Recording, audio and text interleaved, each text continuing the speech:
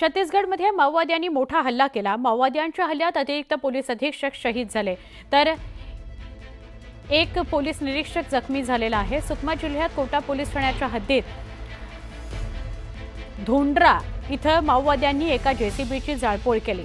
त्या घटनेच्या तपासाकरता आज सकाळी अतिरिक्त पोलीस अधीक्षक आकाश गिरीपुंजे पोलीस निरीक्षकासह गेले होते। दरम्यान माओवाद्यांनी स्फोट घडवला आणि या स्फोटात अतिरिक्त पोलीस अधीक्षक शहीद झालेले आहेत। छत्तीसगडमध्ये माओवाद्यांनी मोठा हल्ला केलेला आहे। अतिरिक्त पोलीस अधीक्षक शहीद झालेत, निरीक्षक जखमी झालेला आहे।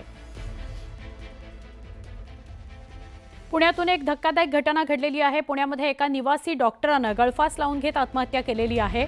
पुण्यातील प्रसिद्ध रुबी हॉल क्लिनिकमध्ये 28 वर्षाचा निवासी डॉक्टर श्याम भोरा काम करत होता। राहत असलेल्या डॉक्टर्स हॉस्टेलच्या खोलीत त्यानं गळफास लावून घेतला आणि आत्महत्या केलेली आहे। ही घटना काल रात्री 10 वाजण्याच्या दरम्यान समोर आली। दरम्यान आत्महत्येपूर्वी डॉक्टरनं चिठी लिहून ठेवलेली होती। विभाग प्रमुखाने केलेल्या छळाला कंटाळून आत्महत्या करत असल्याचा आरोप या चिठीत या डॉक्टरनं केलेला आहे।